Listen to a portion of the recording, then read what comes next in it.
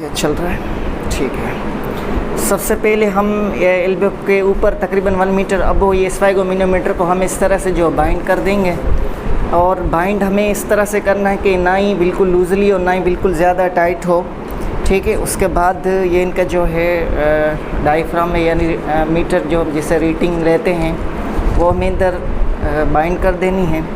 Bind कर देने के बाद ही हमारे पास जो स्टेथोस्कोप है हार्ट बीट सुनाई देने के लिए, वो हमें इधर बिल्कुल जो है आर्टरीज़ के ऊपर रखना है, ठीक है। और उसके ऊपर थोड़ा सा इधर जो है वो हाथ रख देना है। उसके बाद हमें इसको जो है टाइट कर लेना है।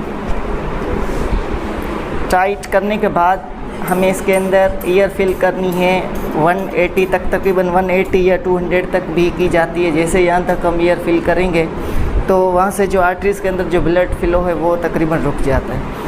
तो जैसे एयर फिल करेंगे उसके बाद ये एयर हमें स्लोली जो है वो रिलीज़ करनी है।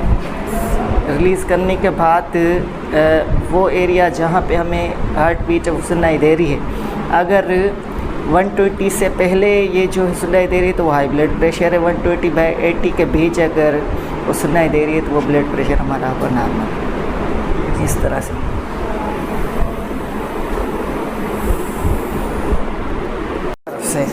तो करीब आओ, इधर रखो, इधर रख दो, हाँ, इस तरह से। तो बांधो, इसको बांधो।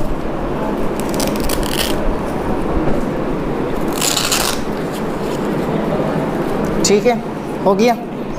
उसके बाद ये स्टेथोस्कोप लगाओ। हाँ, ये मीटर रीडिंग हमारे पास इधर लगाओ। हो गया, ये स्टेथोस्कोप लगाओ।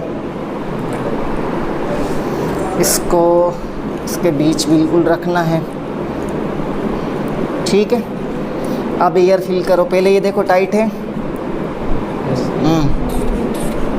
180 तक। भले थोड़ा आगे बढ़ दो, फिर सिलो।